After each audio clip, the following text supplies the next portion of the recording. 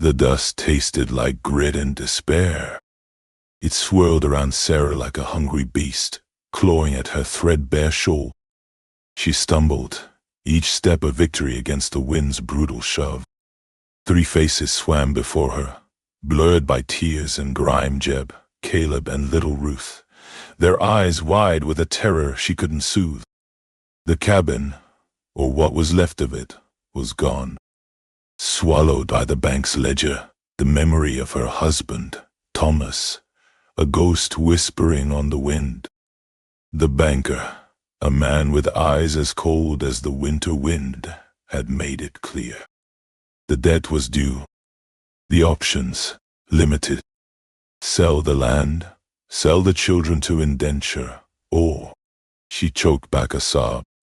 The choices were a barbed wire fence around her soul. Then she saw it.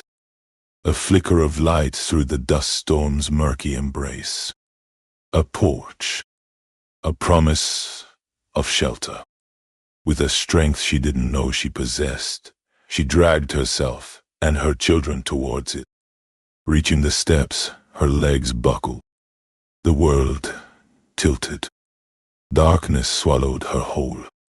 Cole found her sprawled on his porch, a ragdoll woman with 3 frightened children clinging to her skirts.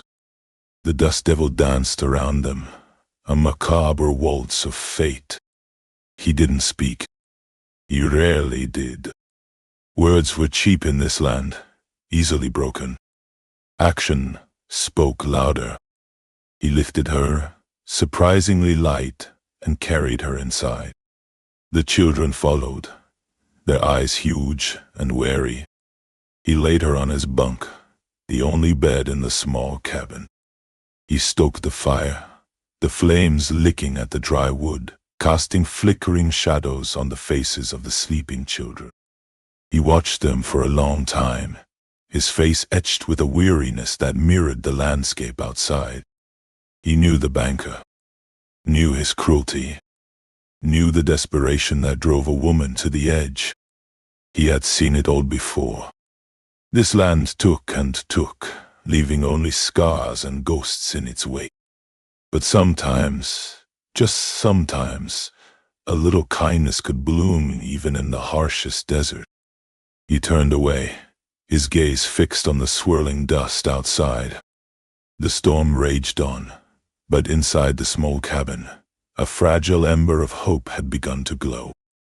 The smell of wood smoke and something savory pulled Sarah back from the abyss.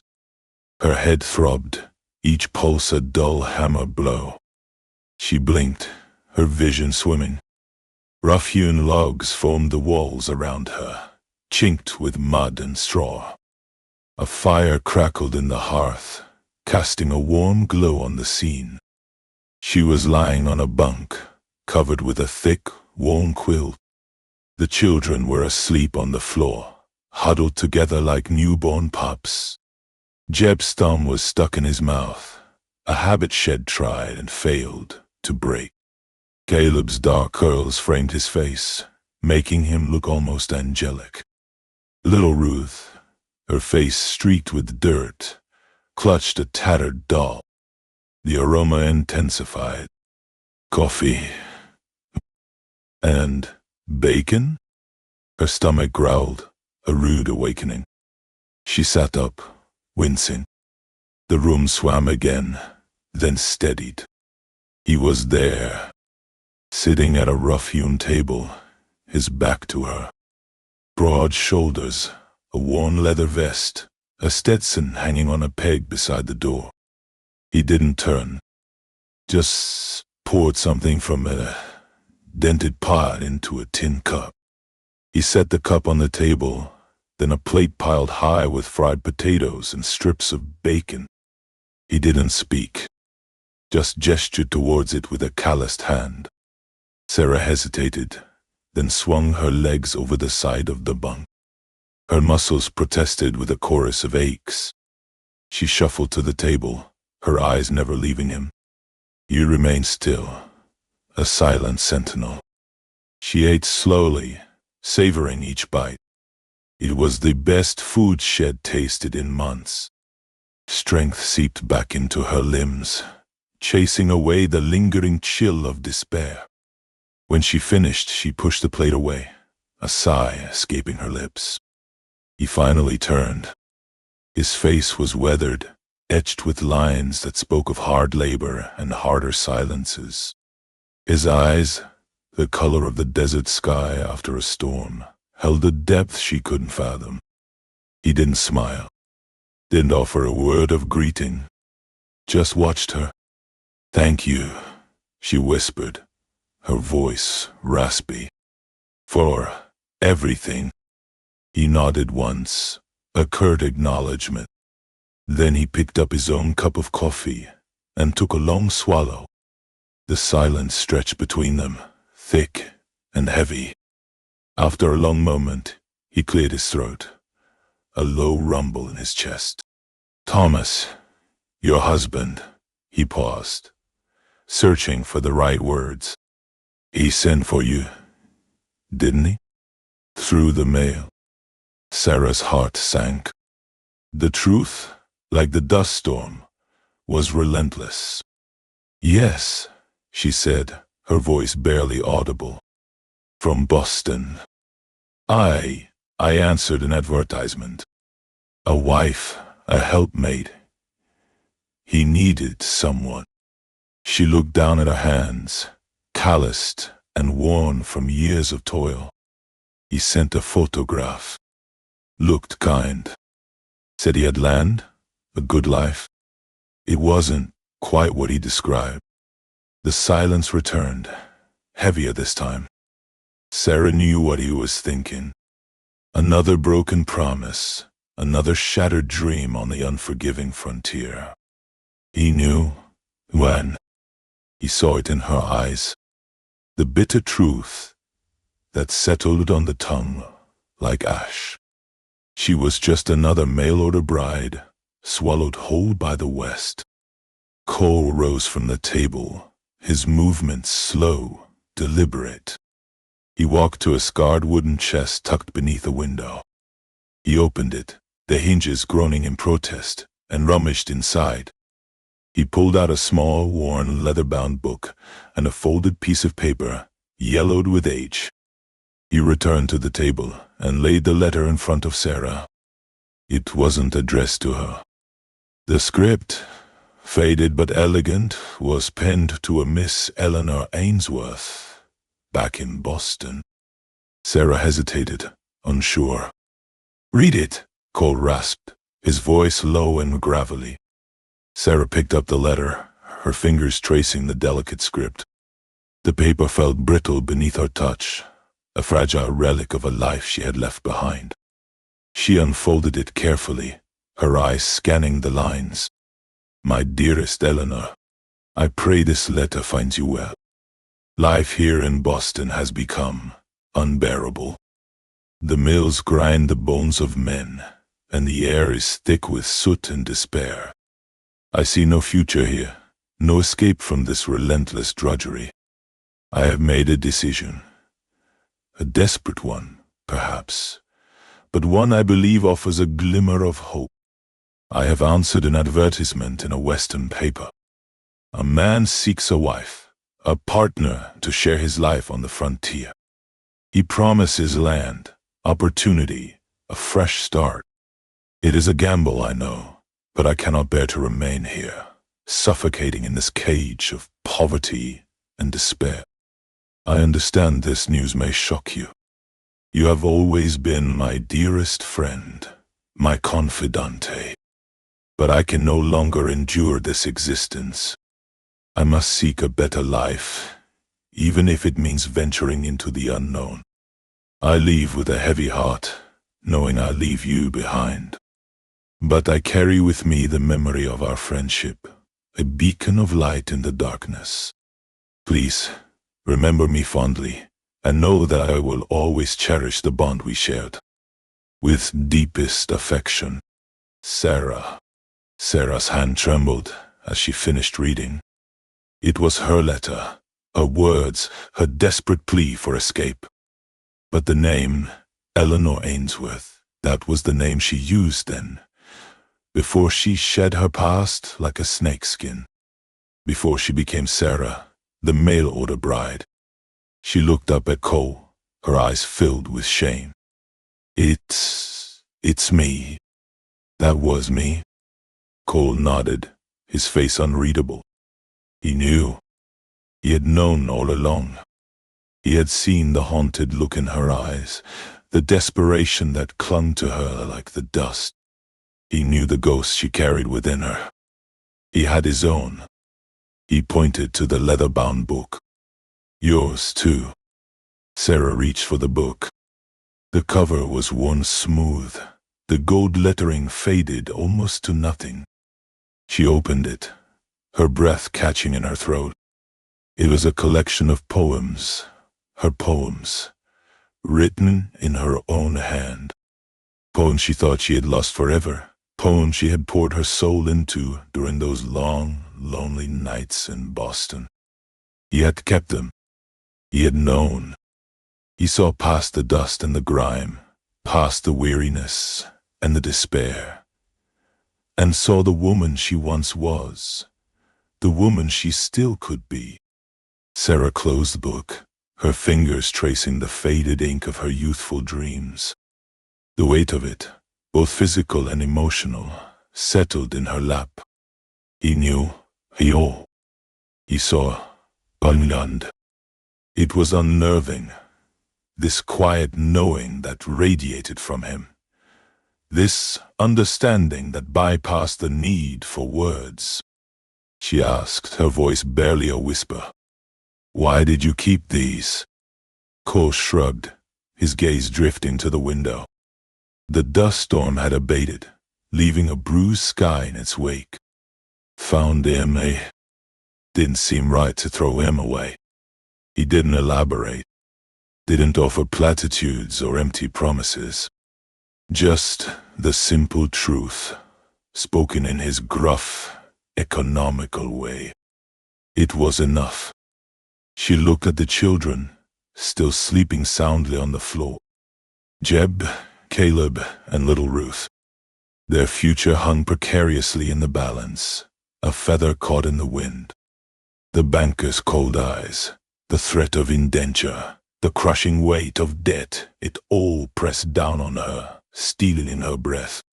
I don't know what to do, she confessed, the words tumbling out in a rush. I have nowhere to go, no one to turn to. Cole remained silent for a long moment, his gaze fixed on the horizon. Then he turned back to her, his eyes meeting hers. Stay, he said, his voice low and steady. Stay here. For now. He didn't offer love, or marriage, or any of the things a mail-order bride might have hoped for. He offered shelter, a temporary reprieve from the storm, a chance to catch her breath, to gather her strength, to decide her next move. The cabin's small, he continued, his gaze sweeping over the children. But there's room. I can make room. He paused, his calloused hand reaching for his coffee cup. Work for your keep, he added, his voice gruff. I need help with the ranch, the garden, the animals. It wasn't a romantic proposal. It was a bargain, plain and simple. A silent agreement, forged in the crucible of desperation and the shared understanding of hardship. She would work. She would contribute. She would earn her place. And in return, he would offer her and her children a roof over their heads, a temporary sanctuary from the storm. Sarah looked at him, searching his eyes for any hint of deceit, any sign of ulterior motive. But she saw nothing but weariness, and a quiet, unwavering resolve. He wasn't offering salvation. He was offering a chance to survive, a chance to choose her own destiny, even if it was just for a little while longer. I "I accept," she said, her voice firm. "You'll work hard. I won't be a burden." Cole nodded once, a curt acknowledgement of their unspoken agreement. He rose from the table and walked to the door, his hand resting on the latch. "Tomorrow," he said, his voice barely audible above the crackling fire. "Tomorrow, we work." And with that, he stepped out into the fading light, leaving Sarah alone with her children and the fragile ember of hope that had begun to glow in the darkness. The West was still a harsh and unforgiving place, but for the first time in a long time, Sarah felt a flicker of something akin to peace. She had found a haven, however temporary, in the heart of the storm, and she would do everything in her power to protect it. The next morning dawned clear and cold, the bruised sky scrubbed clean by the departing storm. Sarah rose before the sun, her muscles stiff and aching. She stoked the fire, careful not to wake the children, then slipped outside. Cole was already at work, mending a section of fence that had been battered by the wind. The rhythmic clang of his hammer echoed in the stillness of the morning. He didn't acknowledge her presence, just kept hammering, his movements economical and precise. Sarah watched him for a moment, then went to the well and drew a bucket of water. She carried it back to the cabin and started preparing breakfast. Oatmeal, thickened with molasses, and a few strips of bacon, carefully rationed. It wasn't much, but it was enough to fuel them for the day ahead. When the children were awake and fed, she bundled them up in their worn clothes and led them outside. Jeb and Caleb, their eyes wide with curiosity, immediately ran off to explore. Little Ruth clung to her leg, her thumb firmly planted in her mouth. "Stay close," Sarah warned, her voice firm. "And don't bother Mr. Cole at all." He didn't react to her words, just continued hammering, his back to them. But Sarah saw the slight pause in his movements, the almost imperceptible nod of his head. He was listening. He was aware. She set about gathering firewood, her movements slow and deliberate. She knew nothing about ranch work, but she was willing to learn. She had to learn. Their survival depended on it. As the days turned into weeks, a rhythm settled over them. Sarah worked alongside Cole, learning the rhythms of the ranch. She milked the cows, fed the chickens, and tended the small vegetable garden. Her hands, already calloused, became rougher, stronger. The sun beat down on her back, tanning her skin a shade darker. Cole taught her in silence, his lessons imparted through action rather than words. He showed her how to mend fences, how to saddle a horse, how to track animals. He was a patient teacher, his gruff exterior masking a quiet understanding of her struggles. The children, too, found their place on the ranch. Jeb and Caleb helped with the smaller chores, gathering eggs, fetching water, and chasing away stray chickens.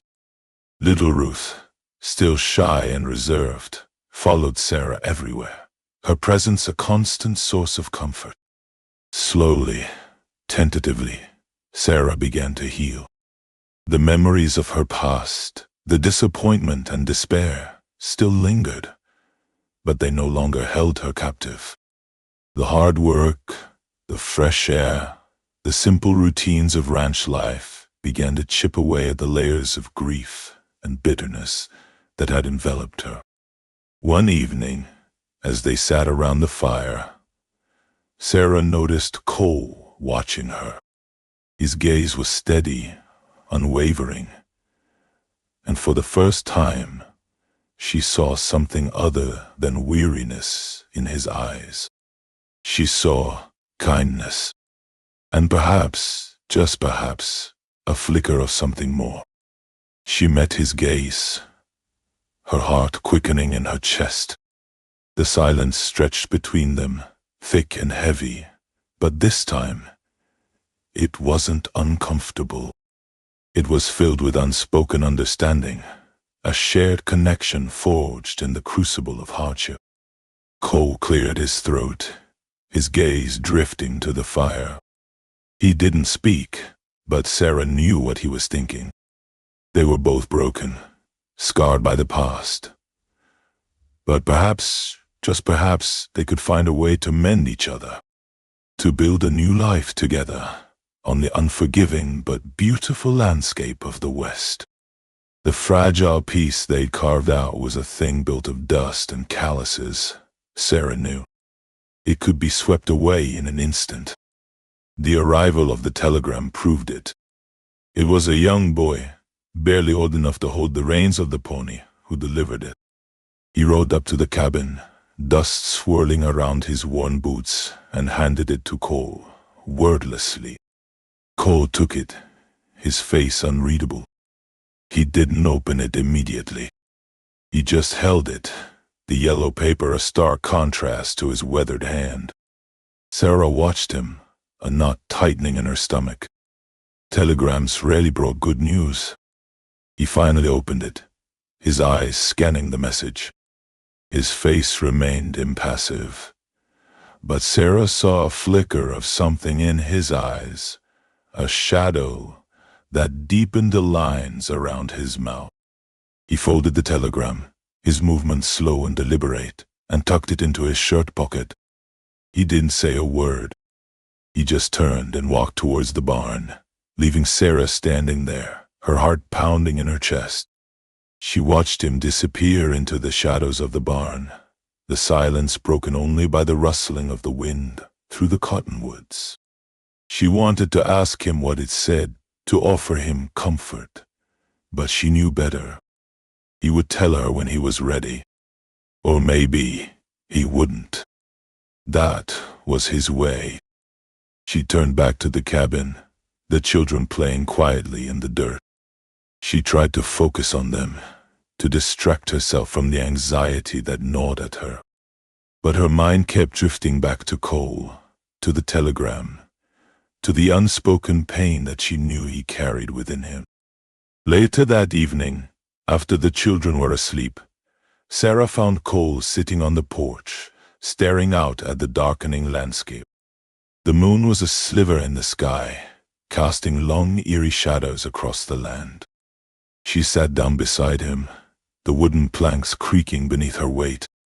They sat in silence for a long time, the only sound the chirping of crickets and the distant howl of a coyote. Finally, Sarah spoke, her voice soft. "Everything all right, Cole?" He didn't answer immediately. He just kept staring out at the horizon. Then he reached into his pocket and pulled out the telegram. He handed it to her, his hand brushing hers.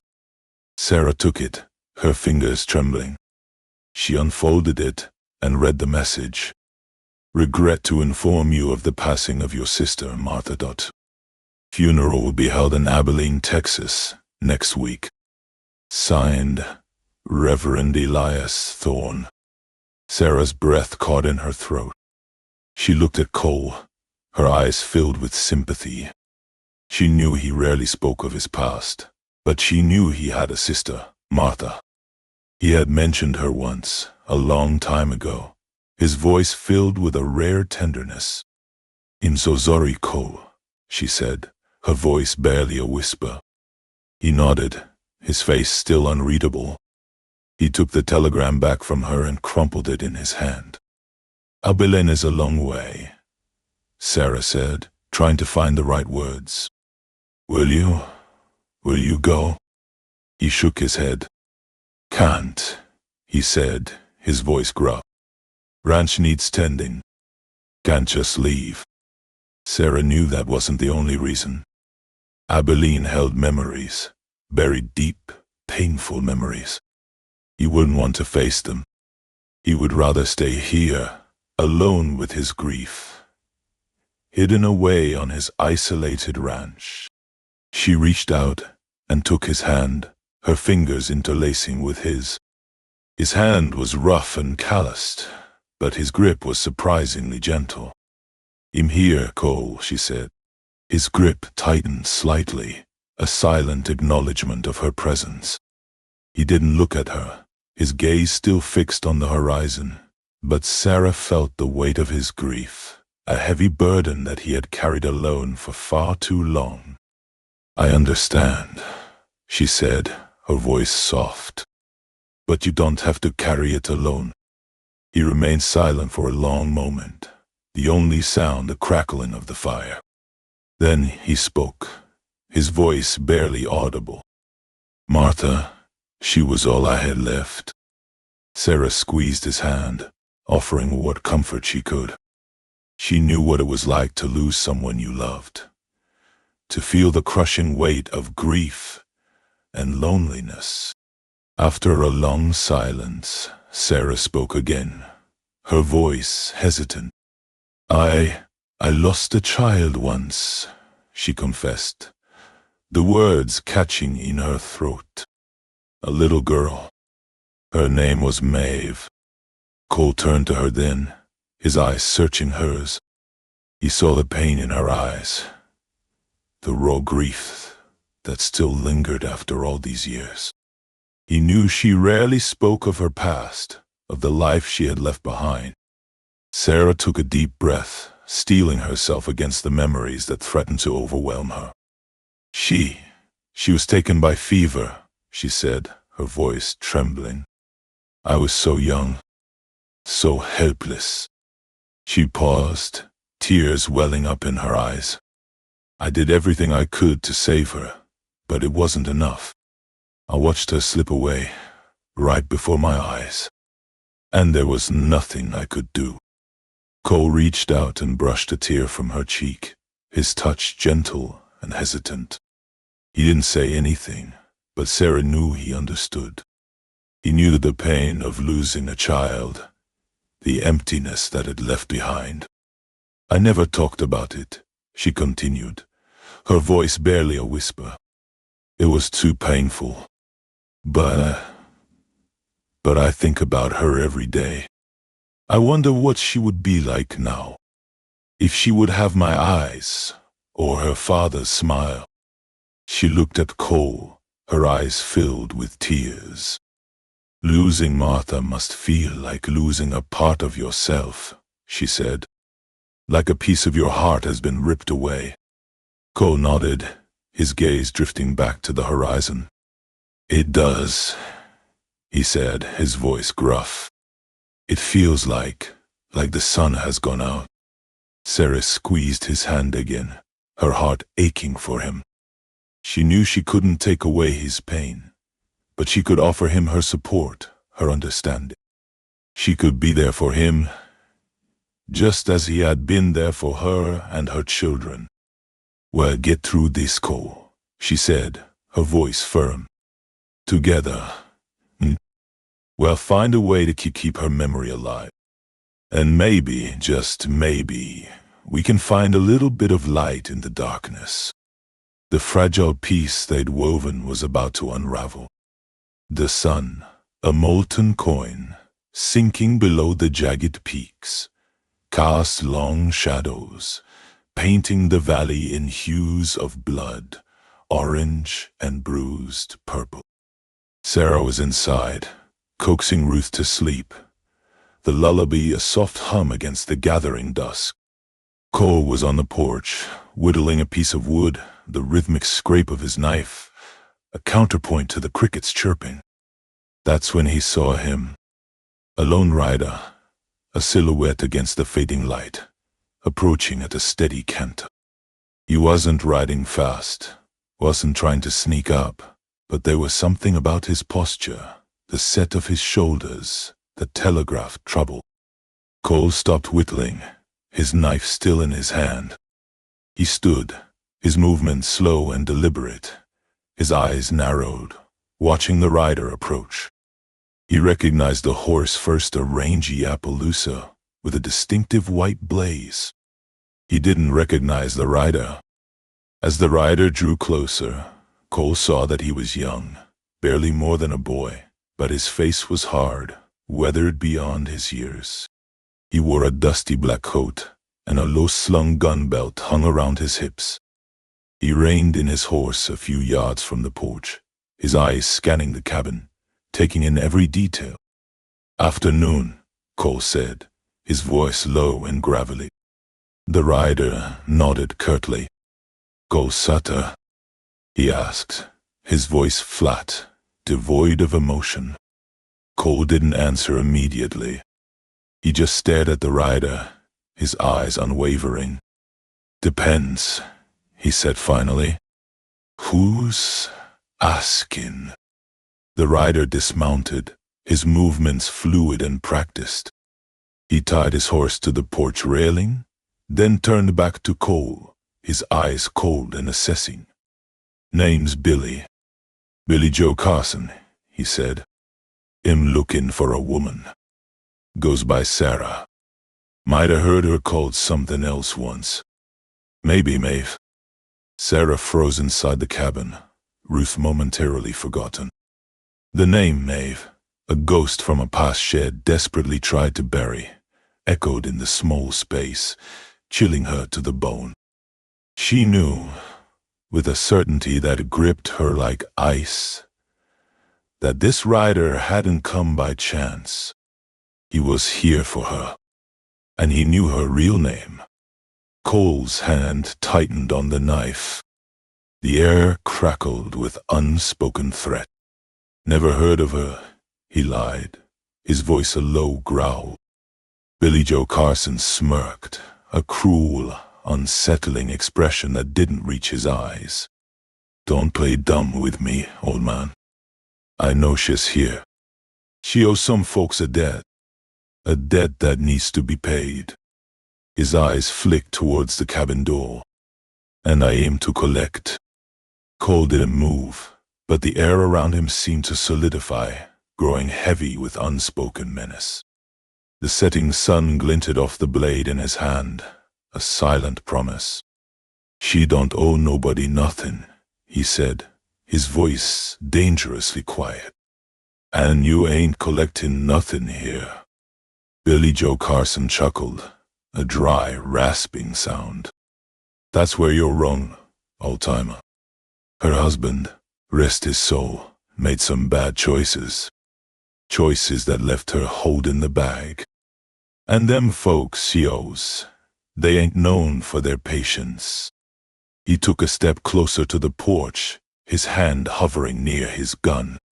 "Now I ain't looking for trouble. Just a woman." Inside, Sarah clutched Ruth tighter, her heart hammering against her ribs. She knew this was it. The past shed tried so hard to escape had finally caught up to her. She glanced at the small window, picturing escape, but knew there was nowhere to run. Not with the children. Cole spat on the ground, a brown stain against the parched earth. "You ain't touching her," he said, his eyes locked on Billy Joe's. "You want her. You gotta go through me." Billy Joe's smirk widened. "An old man with a whittling knife?" He drew his gun, the metallic click echoing in the still evening air.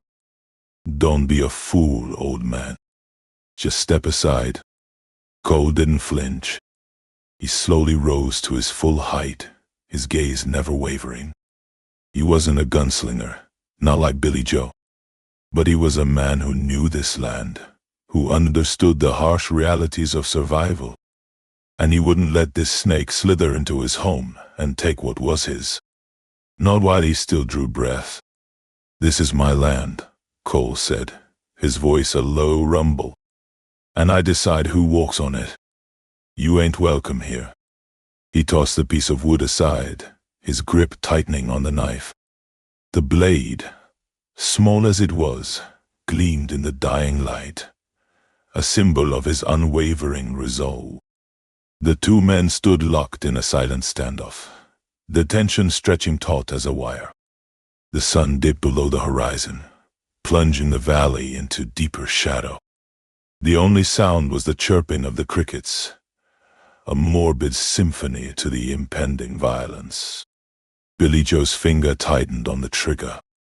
He underestimated this weathered rancher. That would be his mistake. Billy Joe Carson's eyes narrowed, a flicker of doubt crossing his face. He had expected fear, maybe pleading. He hadn't expected this quiet defiance, this steely resolve in the eyes of an old rancher. He lowered the gun slightly, a sliver of calculation replacing the initial arrogance. "You're making a mistake, old man," he said, his voice losing some of its edge. "This ain't your fight.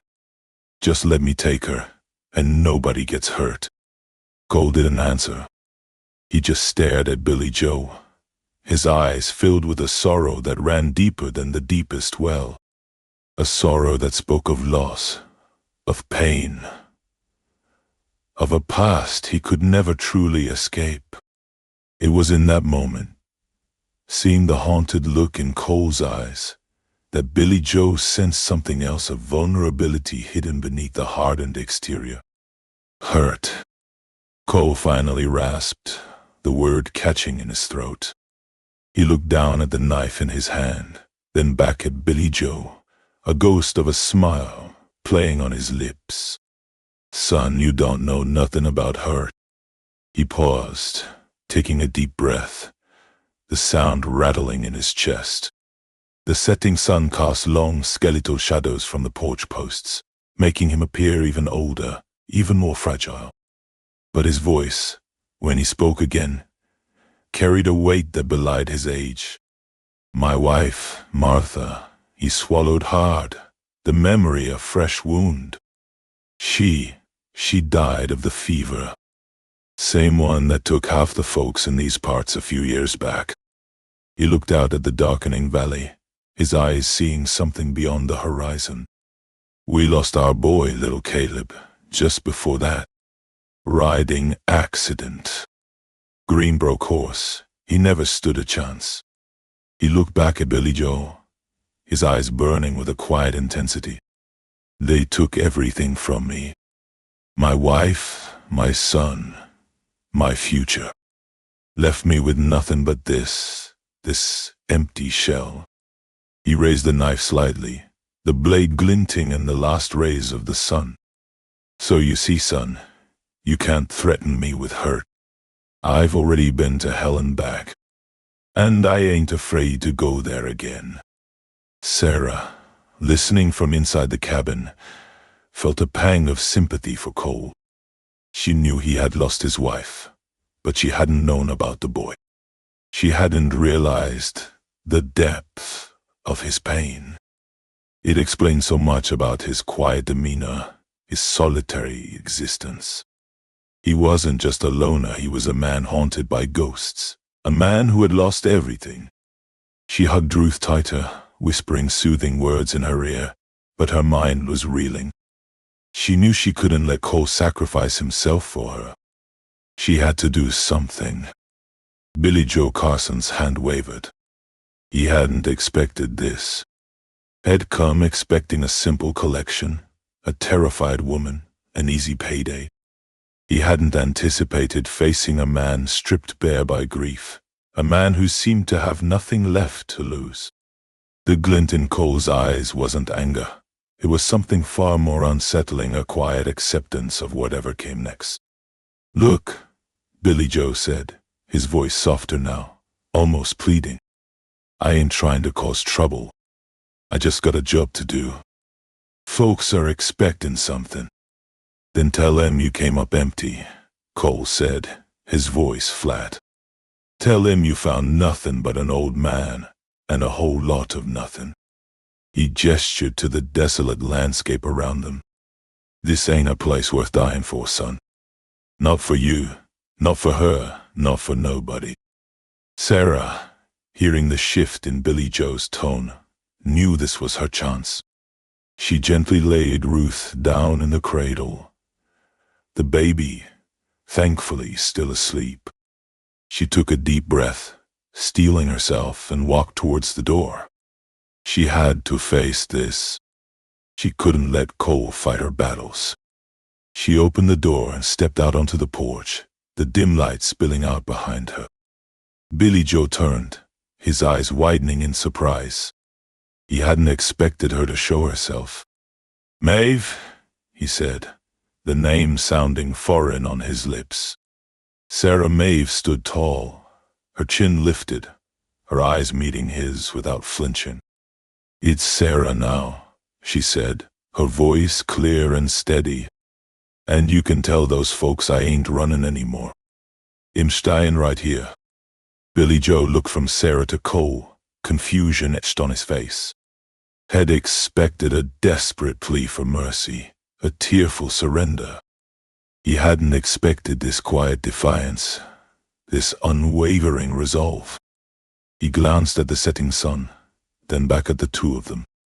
He knew he could take them both. He had the gun, he had the advantage. But something held him back. Maybe it was the haunted look in Cole's eyes. Maybe it was the unexpected strength in Sarah's. Or maybe it was just the sheer emptiness of the land. The feeling that no amount of money was worth a fight in this desolate place. He sighed, a long, weary sound that seemed to carry the weight of the world.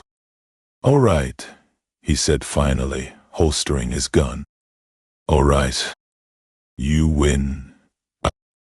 He looked at Sarah one last time, his eyes filled with a mixture of pity and respect.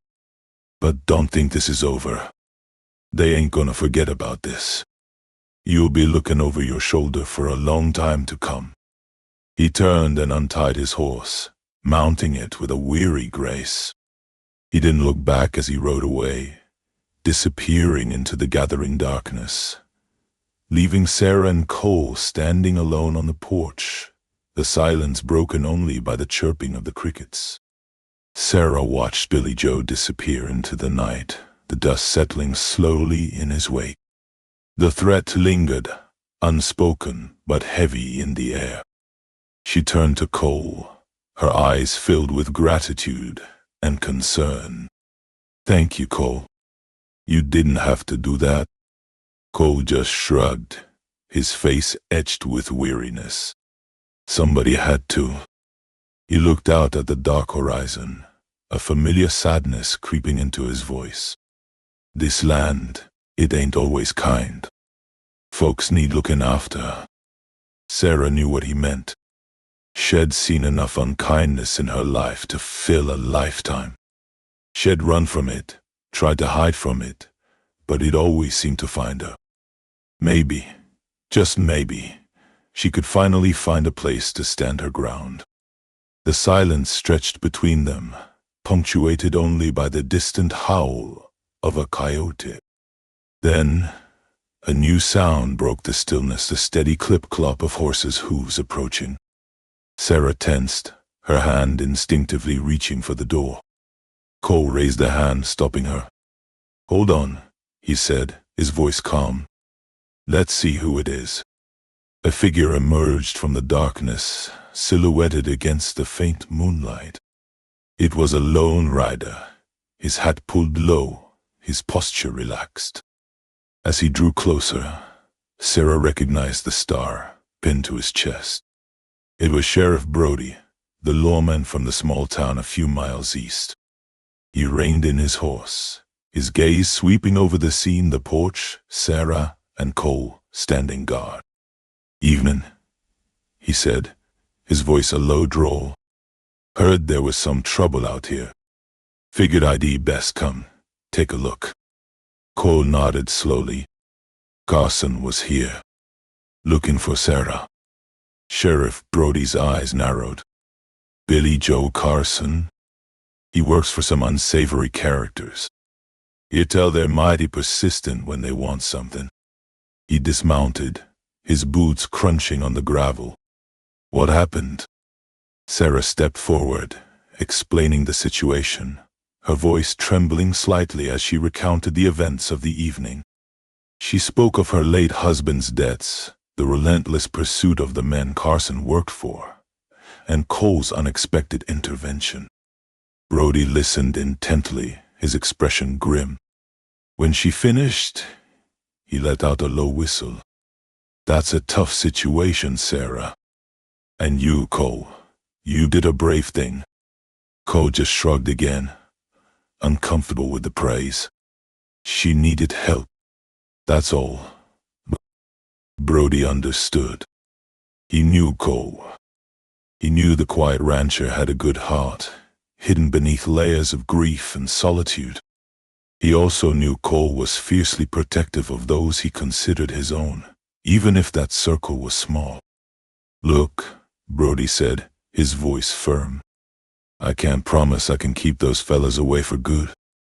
They're powerful men, but I can offer you some protection.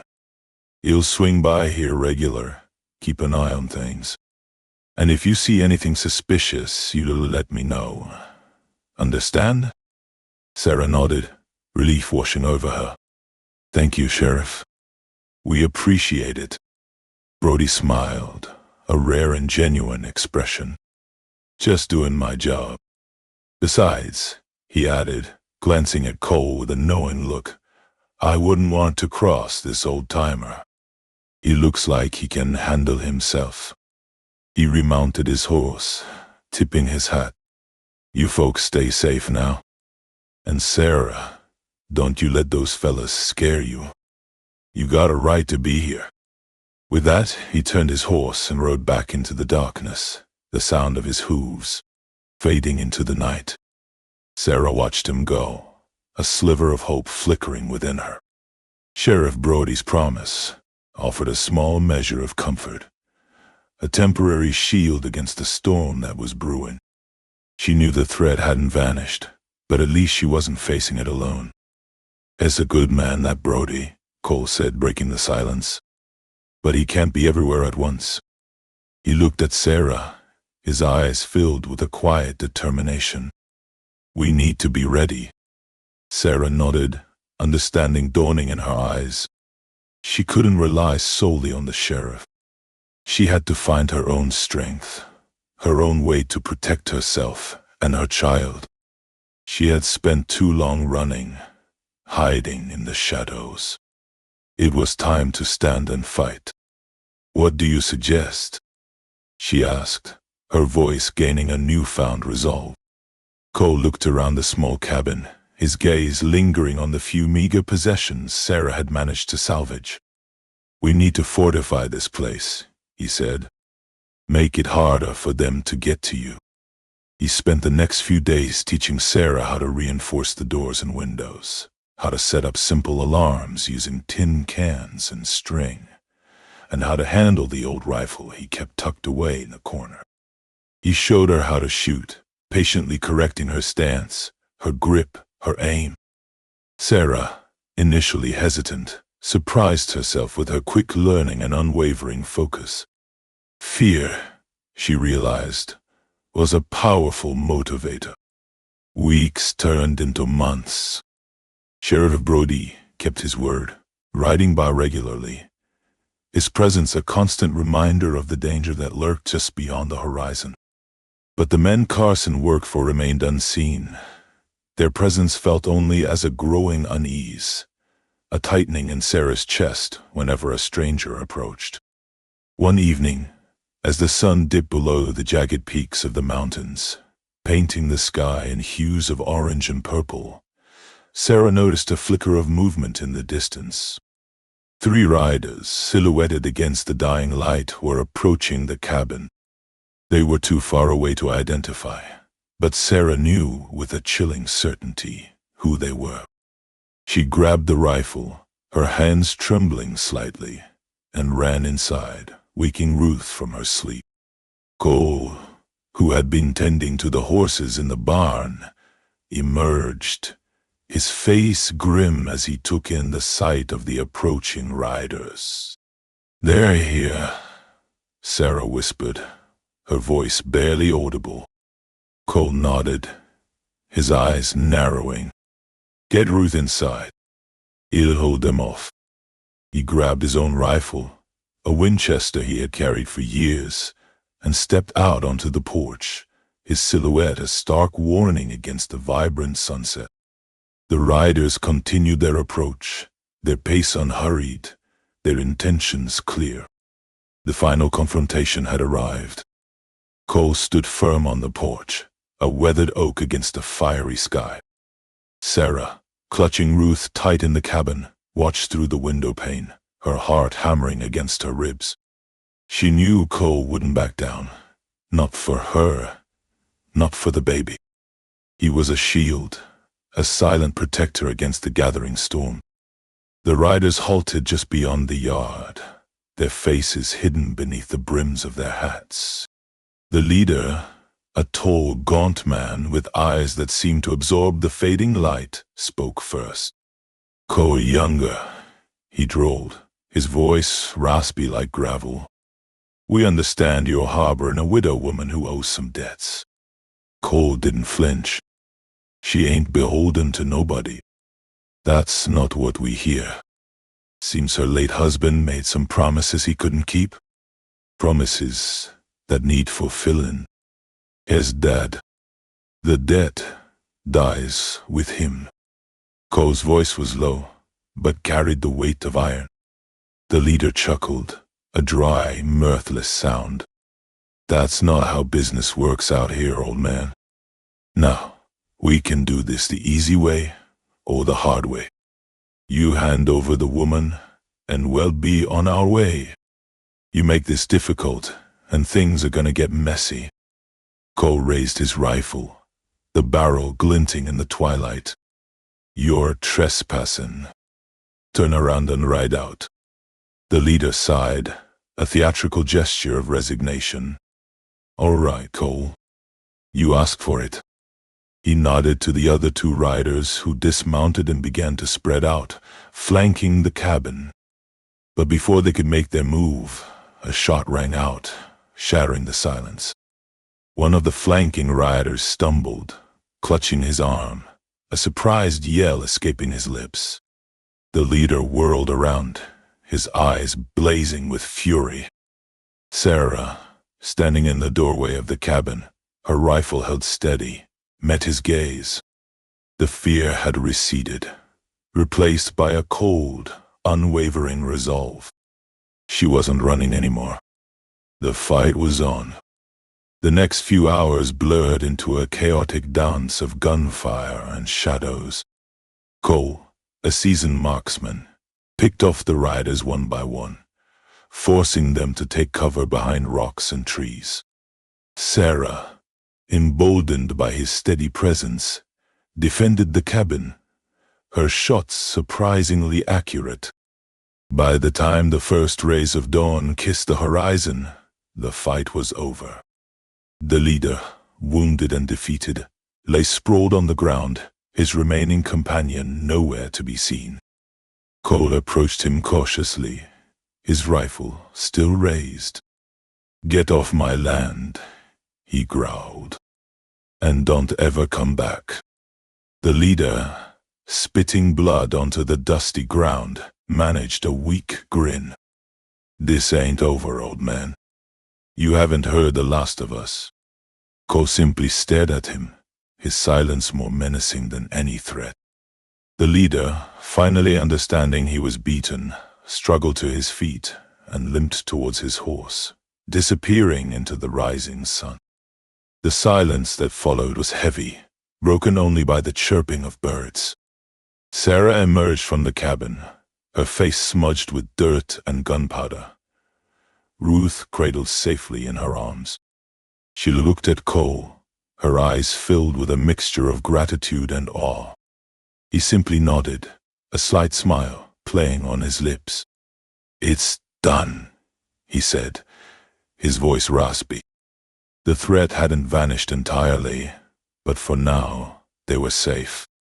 And in the shared silence, a seed of something new began to sprout, a quiet understanding, a fragile hope, nurtured by the shared hardship and the simple act of standing together against the darkness.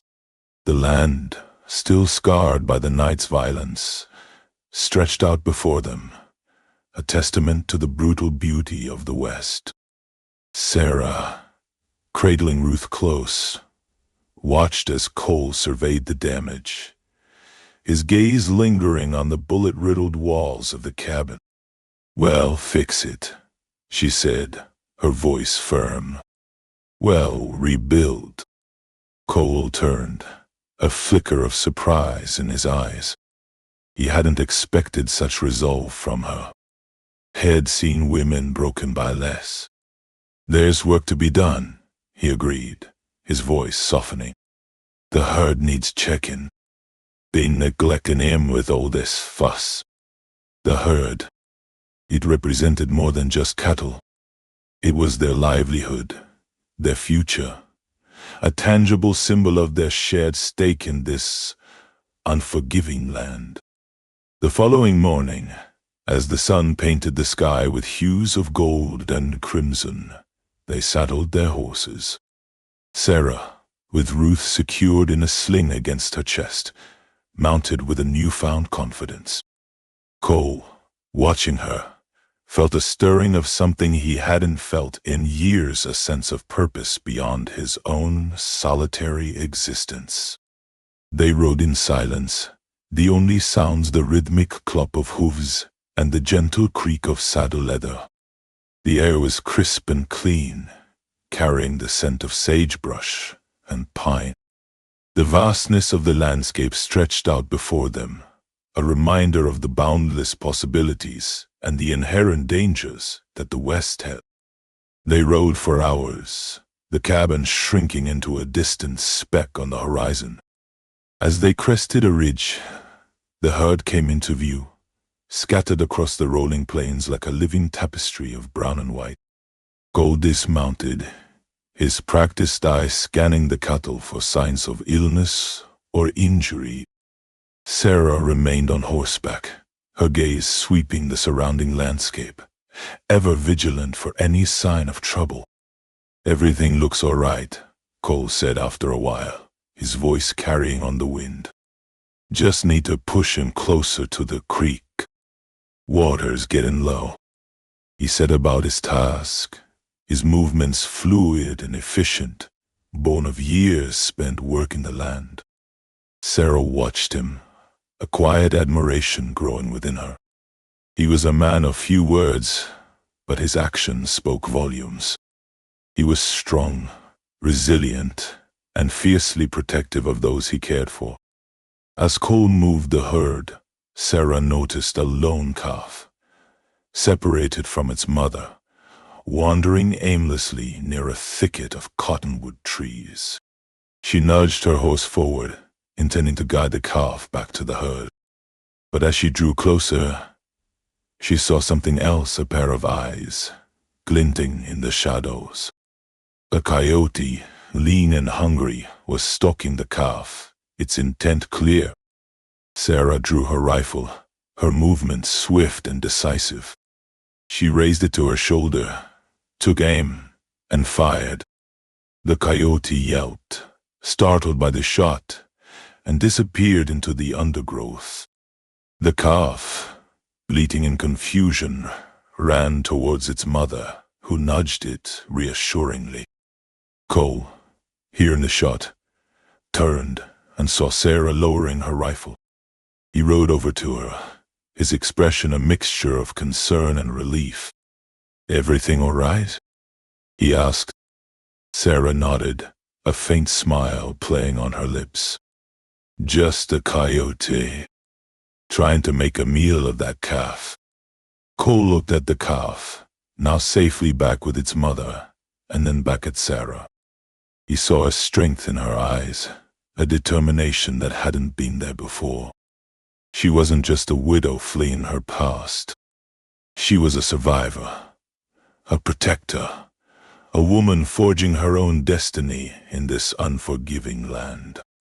He said nothing, but his gaze held a silent understanding, a shared acknowledgement of the